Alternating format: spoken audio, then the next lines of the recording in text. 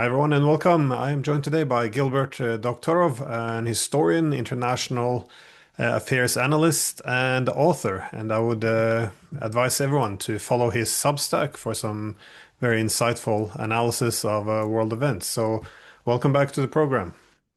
Well, very good to be with you. I wanted to start off first with the topic of Germany, as this has been a key well event, and also it could be a very dangerous new step in this escalation of the proxy war. That is that Merz is proposing this joint production of Taurus missiles with Kiev. Now, Germany, seemingly to me, is looking for another way to attack Russia while claiming not to attack. I guess, the whole problem is, you want to change the rules of the proxy war. So if you send the missiles and they're used to attack Russia, your fingerprints are pretty much all over this. And as the Russians have said, their politicians, you have military leaders, the media, that these missiles will be operated by the Germans and that the Russians have the right to retaliate directly against Germany. So how can Germany attack Russia while claiming not to be involved? I mean, this is the difficult space they're trying to maneuver. I guess what are the rules of the proxy war? And yeah, so the next step now appears to be this joint production, which opens up a lot of questions. So how are you reading this situation? After I published this morning my Hatsi Tatsi and other Nazi essay, by the way, I take no credit for that terminology. It takes us back to the early 1940s and Charlie Chaplin and some other humorous viewings of what was going on in Germany, which was, in fact, not very funny. In any case, uh, Chancellor Merz is taking a gamble, but he's always been something of a risk taker. And he's assuming first that the Article 5 would be successfully implemented to defend Germany should the Russians attack.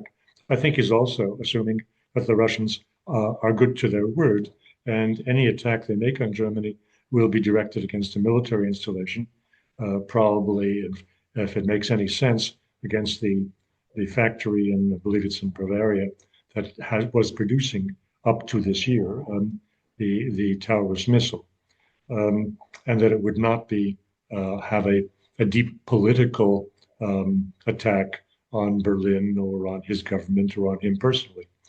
That's a fairly safe assumption.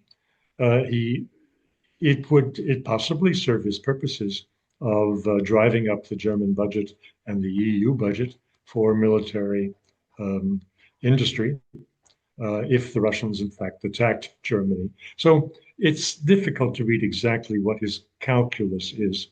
There is, I mean, I'm trying to suggest there may be something rational behind what looks like a totally irrational position by Merz in Germany. Well, we're what about the Russian position? Do you think, again, they want to come? This is a very stern warning coming from them. I mean, you hear the same from Lavrov saying that this is a direct attack by Germany, and they're also drawing some historical parallels, saying that the Germans are going the same path as they did more than once in the previous century.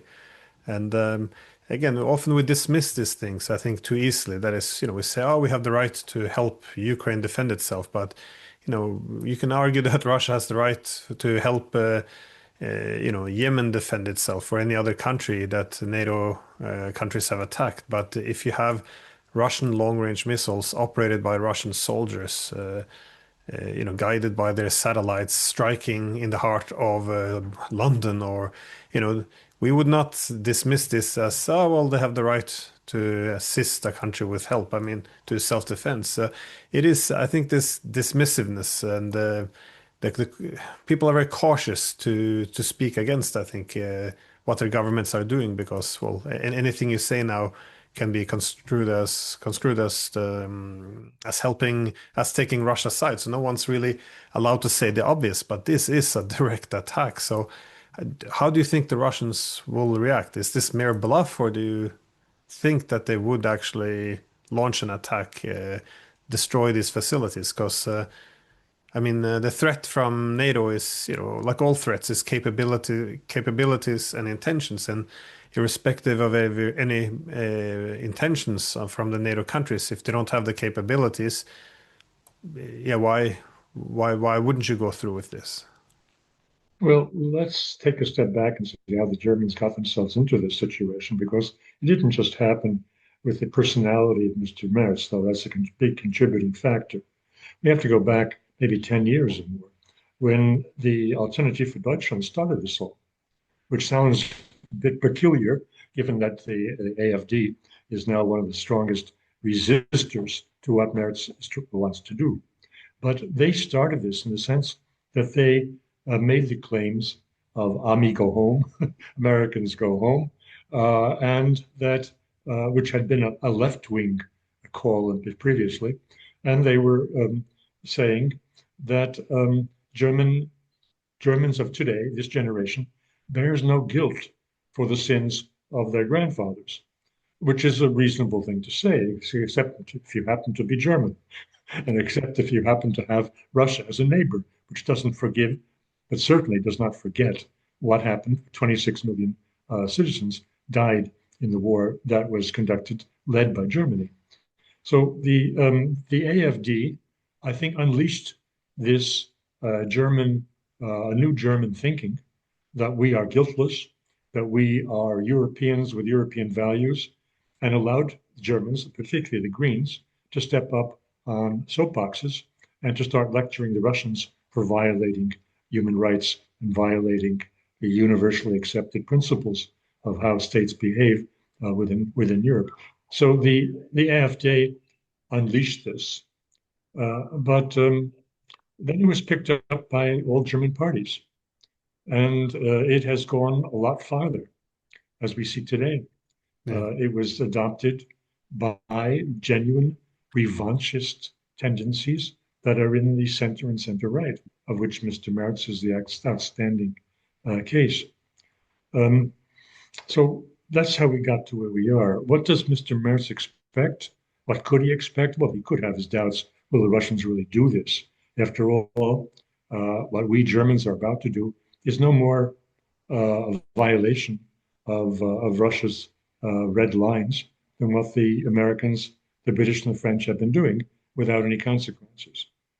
But I would just add, German, from the Russian perspective, the other three countries were once allies, and they hesitate to identify them as Russia's main enemies. Whereas Germany was not an ally; it was precisely the force conducting these devastating attack on Russia from 1941, and they have free hands to take their revenge on what they see as neo-Nazi-led country. Now, just going back to Mr. Lavrov, and you're paraphrasing him a moment ago, this is one. So it's like an inch away from saying that Merz is a Nazi. They said, like Hitler, Merz is, well, okay, that's just a hairbreadth away from saying that Merz is Hitler today. Well, the idea though that well the others are doing it, so we can do it as well. This is a dangerous way of looking at it because Germany is not the same. That is, for one, the Russians have been well seeing this dilemma for a long time. That is, do we strike back, and then risk a wider war, or do we not strike back but then embolden our opponents to escalate further? And now, if so, they're under pressure to make a point because within Moscow, there's people as well saying that, Putin let this thing go so far because they kept crossing the lines which were set, and there was no real consequence. Now, this is my point. The Germans are not like the Americans and the French or the British. That is well, first of all, Germany doesn't have nuclear weapons, so we would have to rely on the Article 5. And second, as you said, Germany has also a very unique history in terms of the death and destruction it has unleashed upon the Russians. So a lot of this seems to be betting on the idea that the Article 5 will stand. That is, Article 5 doesn't actually obligate the rest of the military alliance to attack, to come to their aid. I forgot the actual text, but it's more or less, they can take any measures they see fit, including the use of military force. But this idea that it triggers forced military response, it's not necessarily the case. And even if that's what the text said, I can imagine countries like the United States would, think twice, honoring an agreement if this entails, their nuclear annihilation. So, are they betting now completely on this Article 5 of the NATO treaty? Well, if Merz is doing that, he's making a terrible mistake. I think Donald Trump and his team hinted, or actually stated openly, that if any of the European countries pursue the war, the proxy war with Russia, um, uh, they will be on their own. And that is exactly what the Russians would bring to the United Nations Security Council. They've made their outlined their future steps fairly clearly. They wouldn't just push a button and send the Rechniks here or there. They would take their case that Germany is now at war with Russia, and they would take it to the United Nations Security Council. And they would say openly, we are now about to destroy this or that site in Germany, knowing full well that their Oreshnik missiles are unstoppable and that destruction that they are outlining before the world will take place. So that is where Mr. Chancellor Metz is making a terrible mistake. He is, as you say, not refusing to understand that Germany is not England or France, is uniquely vulnerable, and will not likely not have an American backup.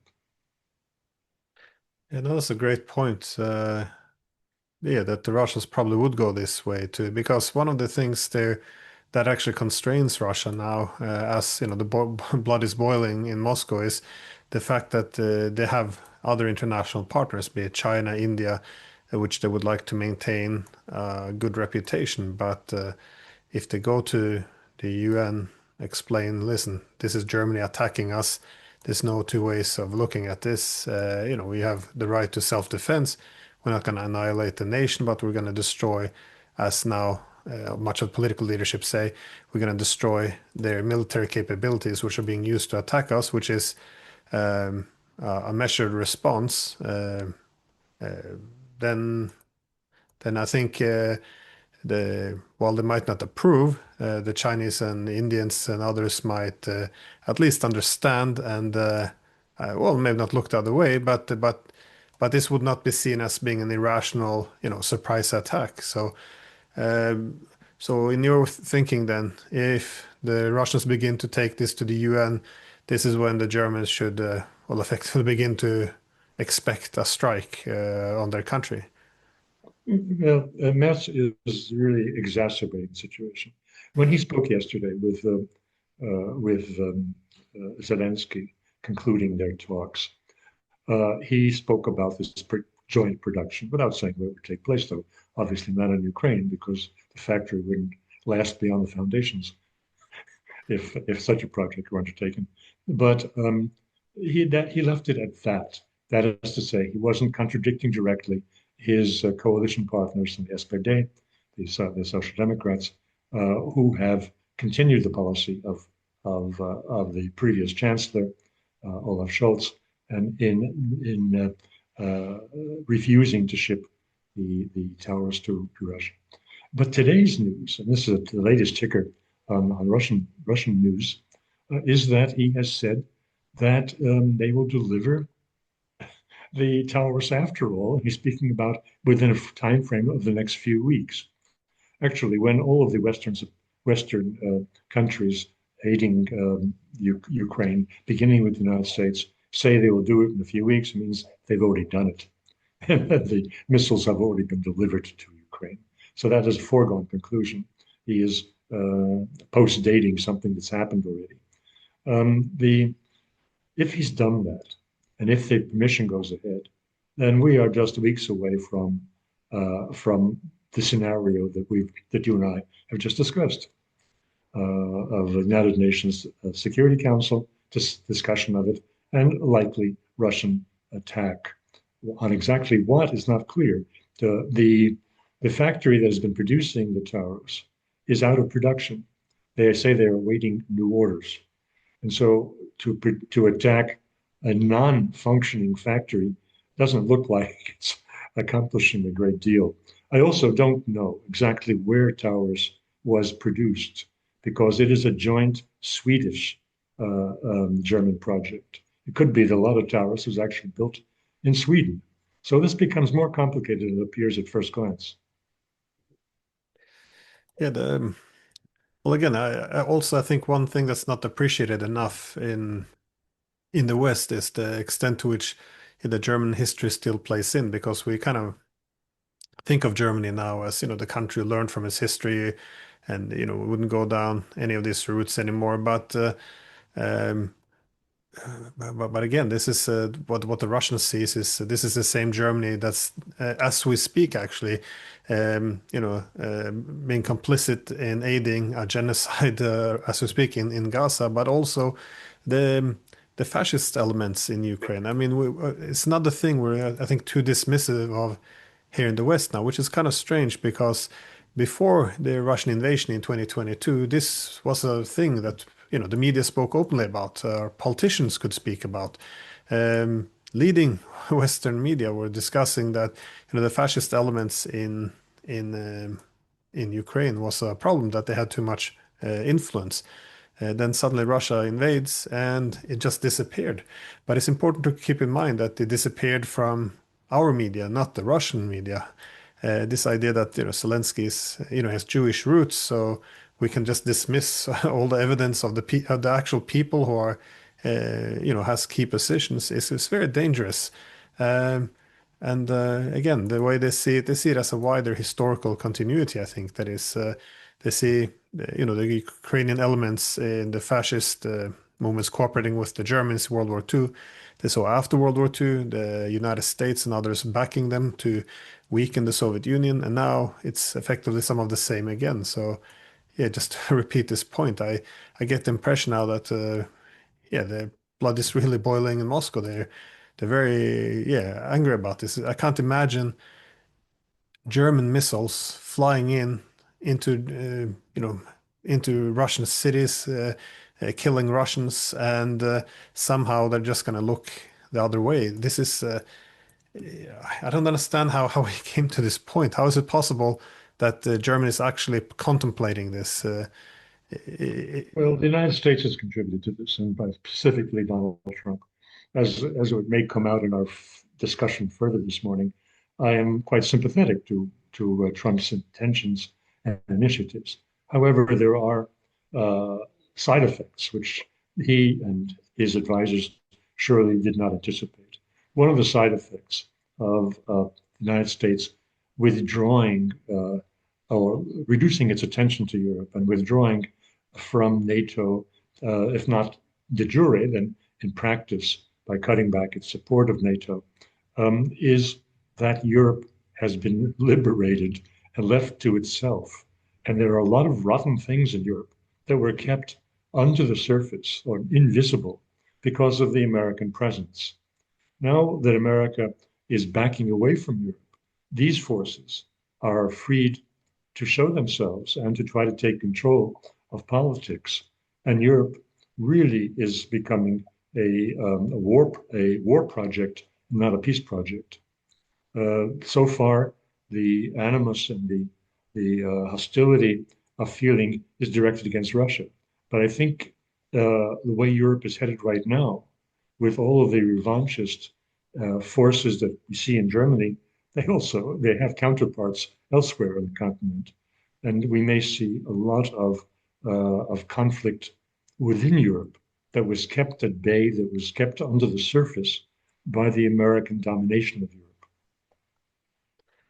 This has been, I guess, the benefit of having the Americans in Europe, though, is always pointed out that they were the pacifier that could preserve some cohesion within Europe, prevent too ugly competition, and also from doing something reckless. I think we too often under the whole liberal idea was that we all discovered democracy and human rights and united under common values. But I don't know, as a political realist, I have a tendency to see it more in terms of power. That is, the United States has been here and yeah, put a lid on some of these things. But now, of course, it is coming out, and I think given that we're losing this war, we bet everything on this. I mean, the economy, we sent everything of our military, everything has been bet on defeating the Russians here. Now that we're losing the war, it's you can see the desperation and the possible crazy reactions coming. Um, but how would America position itself in such an event if if the Germans would now start to engage in such yeah, let's call them direct attacks on Russia, and Russia decides, well, goes to the United Nations, we're going to retaliate, we have the right for self-defense. Well, what would the Americans do? Abstain. Yeah, I think that Trump could get away with that. There are many limitations on his freedom of maneuver, even in international relations, as we see by the way that Lindsey Graham has gathered 80 votes in the Senate to impose severe sanctions now on Russia. But as to how you vote in the United Nations Security Council, I think Trump has completely free hands. And I wouldn't be surprised if this comes to a vote that the United States abstains. yeah. Well, it does appear that we come to the point where at least the Russians see that they have a need to establish clear rules of this proxy war. Because again, as I began saying, um, I think this has been one of the key issues over the past 3+ years. What is the rule of the proxy war? Again, former CIA Director Leon Panetta calls it proxy war. Boris Johnson, U.S. Secretary of State Marco Rubio, they all define it as a proxy war. And the kind of weapons you can use. It's always escalated, so we changed the rules. And then I think it came a very critical point when we began to say, well, why should the war be limited to Ukrainian territory? Surely, why should Russia be a safe space? And then we opened up for, again, German tanks rolling into Russia, missile strikes deep into Russian cities. But now, of course, the Russians are saying, well, why should Europe be a free space? Why is this immune for attacks? This is, again, as your leaders recognize as well, is a NATO-Russia proxy war taking place within Ukraine. And again, the natural development is that this war will escalate and it will widen. So it's just, uh, do you, Within Russia, within Russia, sorry? within Russia, the latest polls are showing that Putin enjoys 82% confidence. But I don't believe those numbers. Going back a year or two, some of my peers were saying that the Russian high command is very unsatisfied with the way that Putin is directing this war and so forth. I did not take that very seriously because I think that the subordination of the military to civilian rule in Russia is 100%. But as we are today, I think Russians are quite tired of this war. And I think there is a strong undercurrent of opposition to its lengthy continuation of war of attrition for the next 20 years, which was what was hinted about by Mr. Medinsky in the last negotiations. Yeah. So I think that Mr. Putin's hand will be forced. I don't think he has a choice domestically uh, of responding with great force to any German participation in a missile attack or other long-range attack on Russia. That's by air. That Germany facilitates or facilitates. Um, the country is a democracy in its own way, and he is not a dictator. He is not a Joseph Stalin.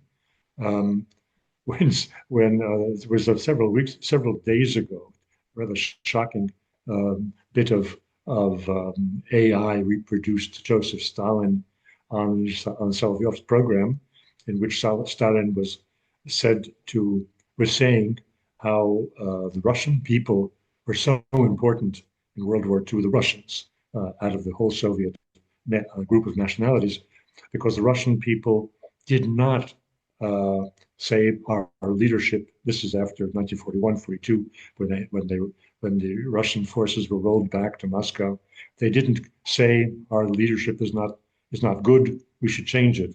Well, this was, of course, quite a mockery. The notion that the Russian civilian population could get rid of Stalin by saying that he was not an effective war leader strains our imagination.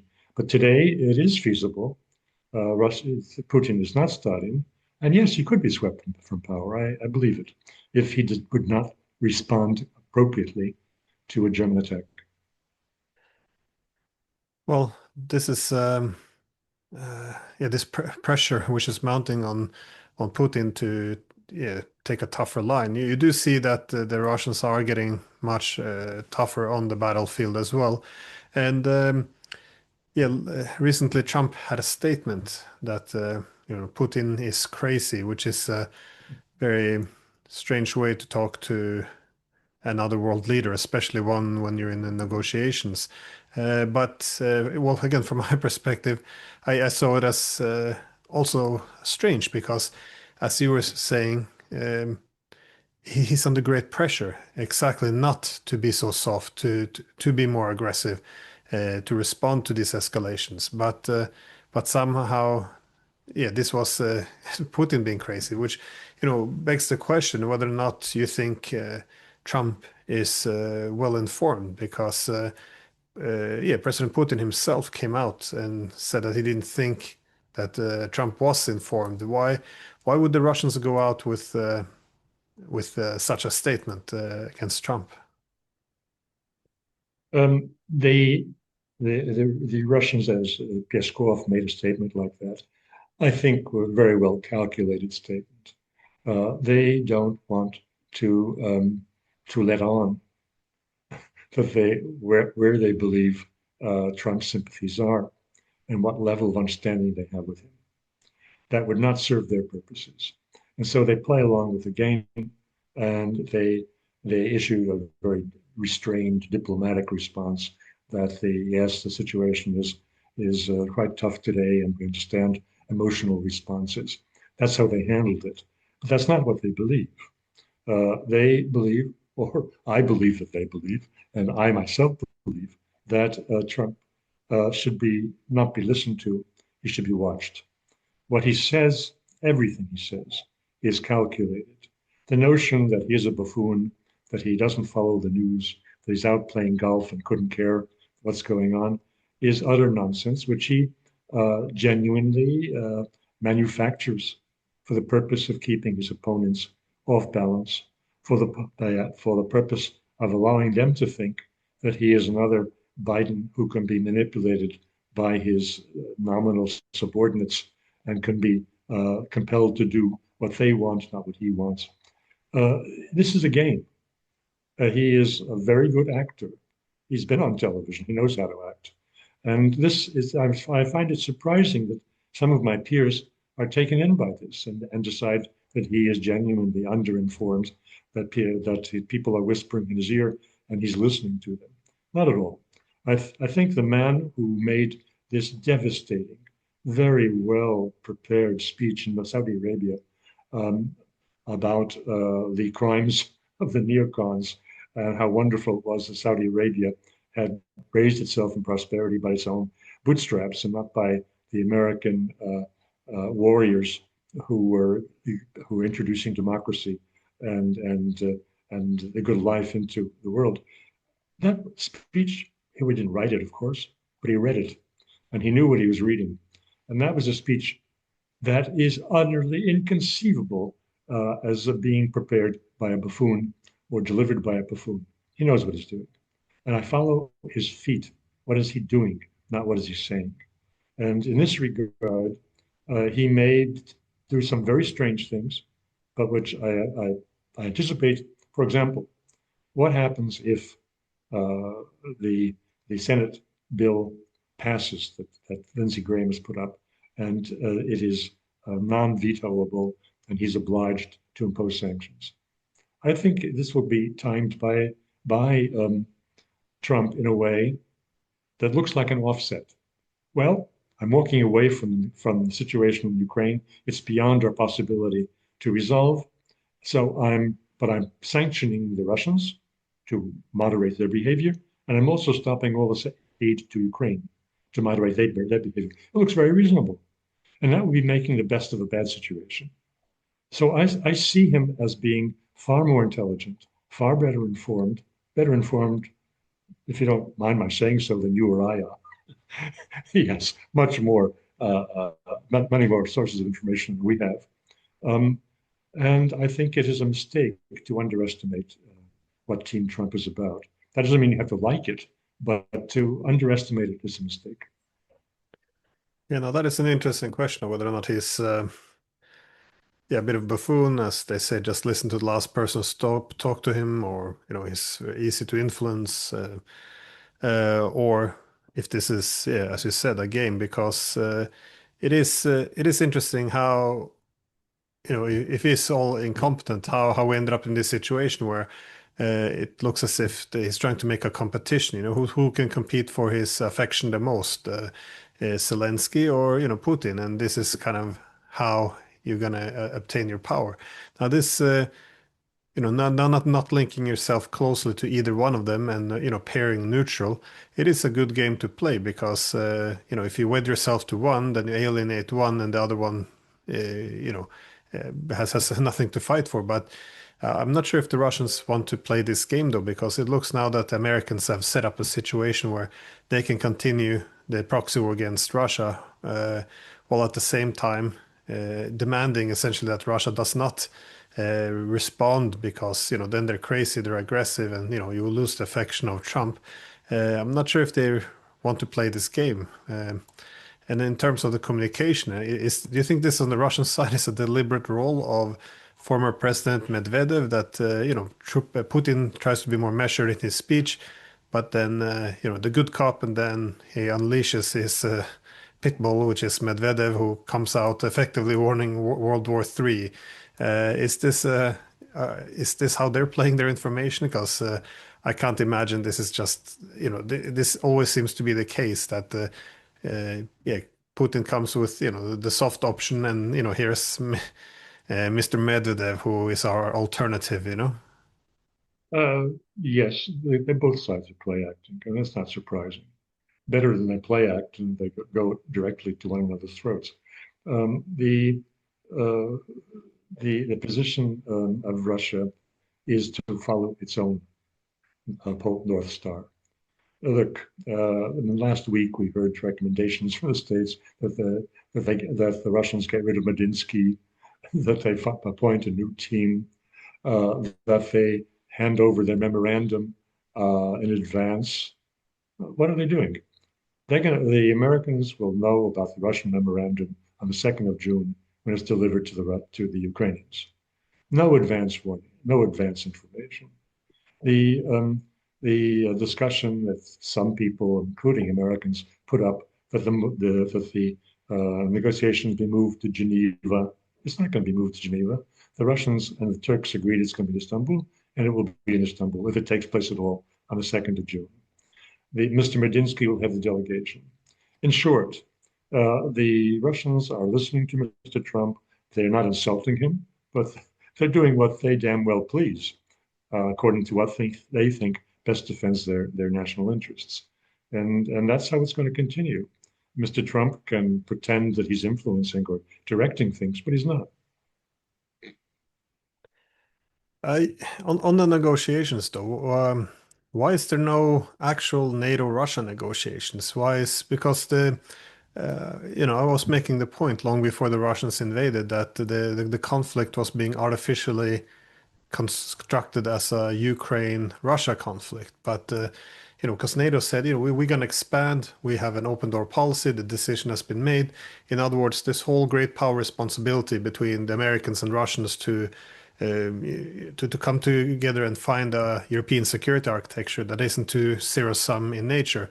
That this was effectively, yeah, they closed the door on this, saying, no, we're going to expand. If you want to prevent this, then you have an issue with Ukraine effectively, and we're still continuing down this path. That is the idea that Ukraine has to give up on its NATO ambitions. I don't think Russia would be even content with this because Ukraine can change its mind next week. It had this in its constitution. It wasn't supposed to join any military blocs. So, but why is there no talks between, why are there no talks between NATO and Russia?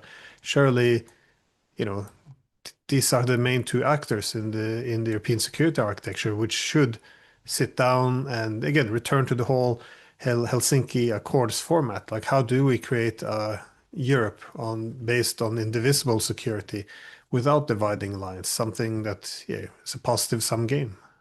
Let's go back to December 2021 and to the spokesman for the Russian Ministry of Defense, Deputy Minister Gabkov.